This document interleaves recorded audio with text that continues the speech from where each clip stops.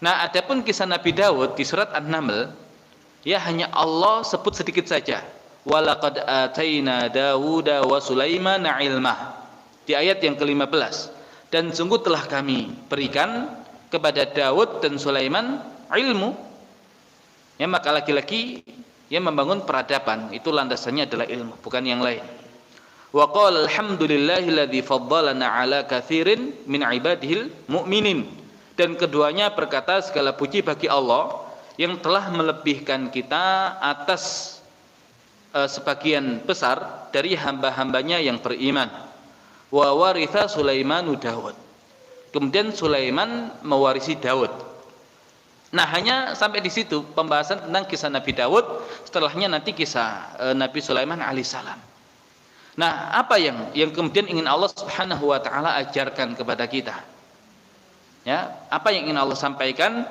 Nah, untuk membangun sebuah peradaban, jadi landasannya adalah ilmu. Maka lagi-lagi peradaban itu kalau benar landasannya adalah ilmu, dan kalau besok kemudian kita kaji peradaban yang dibangun oleh Bani Israel itu peradaban materi. Kalau peradaban ilmu, nah ini peradaban yang berhasil. Kalau peradaban materi adalah peradaban yang gagal. Ya, maka dikatakan wa waritha Sulaimanu Daud, dan Sulaiman mewarisi Daud.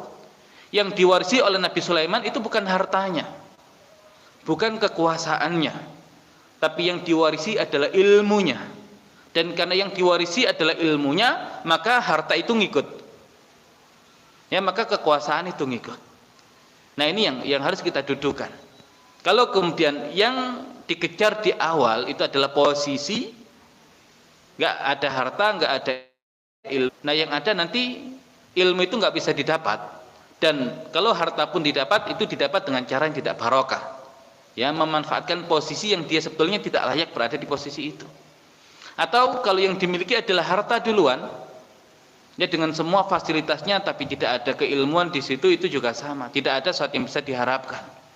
Tapi dimulai dari ilmu. Jadi Nabi Sulaiman memulai dari ilmu, maka dari ilmu itu kemudian Allah hadirkan setelahnya harta yang sangat banyak dan kekuasaan. Walaupun orang yang punya ilmu ini ya cenderung bisa membentengi dirinya ya dari harta, ya sehingga harta itu tidak masuk ke dalam hatinya, tapi hanya berada di dalam genggaman tangannya. Ya, juga ketika mendapatkan kekuasaan, maka dia dengan sangat amanah menjalankan kekuasaan itu, ya, dan tidak ada kemudian hal-hal yang dilanggar. Artinya untuk Nabi Daud alaihissalam kenapa diturunkan kepada Nabi Sulaiman? Ya, tidak ada unsur nepotisme di situ. Ya, murni karena kapasitas Nabi Sulaiman yang punya kemampuan untuk menjadi penerus dan pelanjut beliau. Jadi tidak ada masalah ketika seorang ayah itu kemudian diwarisi ya oleh anaknya, tapi dalam artian yang diwarisi bukan kedudukan sejak awal, ya, bukan harta sejak awal, tapi yang diwarisi adalah ilmunya, sehingga anak ini menjadi seorang yang memang layak menjadi penerus dan pelanjut ayahnya, dan tidak ada yang lain selain dia, ya, sehingga dialah yang akhirnya mau tidak mau ya menjadi pelanjut ayahnya. Jadi tidak selalu kemudian ketika dari ayah dilanjutkan oleh anaknya itu adalah sebuah gerakan nepotisme, manakala anaknya memang adalah seorang yang layak. Tapi kalau kemudian anaknya bukan seorang yang layak tapi dipaksakan, nah jelas ini bukan tema peradaban. Ini bukan tema peradaban. Kalau kita lihat di Sirah Nabawiyah,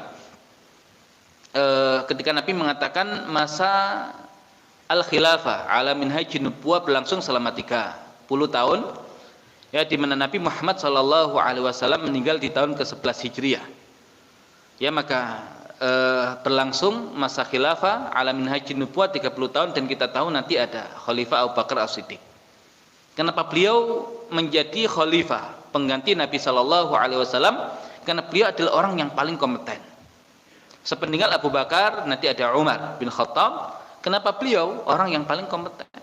Ya, telah Umar nanti Utsman bin Affan. Ya, sama, bukan hubungan keluarga, tapi karena orang yang memang paling kompeten.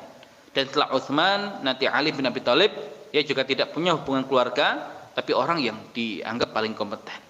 Nah, ketika Khalifah Ali bin Abi Thalib yang menjelang wafatnya itu, beliau ditanya oleh para sahabat yang lain, "Wahai Khalifah, apakah boleh setelah ini kami membaiat putramu ya Hasan bin Ali? Ya, maka Khalifah Ali bin Abi Thalib mengatakan, saya tidak menyuruh dan saya tidak melarang. Nah, ini sebuah kaidah yang luar biasa. Ya, saya tidak menyuruh dan saya tidak melarang. Artinya, saya tidak nyuruh. Dalam artian kalau dia tidak layak untuk menjadi pengganti saya, jangan dipaksakan. Karena ini urusan umat, bukan urusan keluarga. Ya, jadi kalau kemudian dia tidak layak, jangan dipaksakan. Tapi saya tidak melarang. Dalam artian kalau dia punya kapasitas itu, dan ini merupakan hak dia sebagai orang yang punya kompetensi, ya saya tidak bisa melarang. Ya, dia berhak untuk mendapatkan itu, tapi bukan karena anak saya. Ya, tapi dia punya kemampuan atas yang demikian. Dan kita tahu ya khalifah yang kelima nanti adalah Hasan bin Ali. Dan untuk Khalifah Ali bin Abi Thalib, ya masa kepemimpinannya berakhir di tahun yang ke-40 Hijriah, sedangkan Nabi wafat di tahun ke-11 Hijriah. Artinya kalau 11 ditambah 30 artinya 41. Ya, maka sebagian ulama mengatakan fase kepemimpinan Hasan bin Ali juga termasuk fase al-khilafah ala minhajin nubuwah. Nah, ini yang dimunculkan di surat An-Naml ketika membangun peradaban. Ya, tidak ada masalah ketika anak itu merupakan orang yang paling kompeten di negara itu untuk dijadikan sebagai pelanjut ayahnya, bukan karena faktor keturunannya ya atau nasabnya, tapi lebih kepada kompetensinya. Dan ulama mengatakan yang diwarisi oleh Nabi Sulaiman bukan harta, bukan kekuasaan, tapi yang diwarisi adalah ilmu, dan karena ilmu yang diwarisi maka Allah hadirkan harta, Allah hadirkan kekuasaan. Nah, selesai kisah Nabi Daud. Nah, Nabi Daud ini sebetulnya adalah ya pendiri ya untuk kerajaan besar Nabi Sulaiman alaihissalam. Dan namanya pendiri itu biasanya tidak banyak disebut. Ya, karena pendiri ini yang memulai, tapi nanti kejayaan itu di masa yang setelahnya. Dan ini yang perlu kita pahami dalam membangun sebuah peradaban, itu nanti ada estafet. Ya, tidak bisa kemudian kita membangun peradaban hari ini dan kita merasa ya kita berhak untuk merasakan peradaban yang kita bangun. Nah, tidak demikian. Kalau orang kemudian inginnya instan, nah itu sulit untuk bangun peradaban. Ya, makanya Bani Israel itu kenapa sulit? Ya karena mereka pengennya instan, tapi nggak ada peradaban yang instan. Dan kalau pengen instan, yang ada kemudian bukan peradaban yang didapatkan, tapi hanya menumpuk kekayaan duniawi. Karena namanya kejayaan itu prosesnya panjang. Nah, sehingga dimulai dari kisah Nabi Daud alaihissalam yang nanti dilanjutkan oleh Nabi Sulaiman alaihissalam, di mana di surat An-Naml ini ya betapa dahsyat Nabi Sulaiman itu memimpin sebuah masyarakat.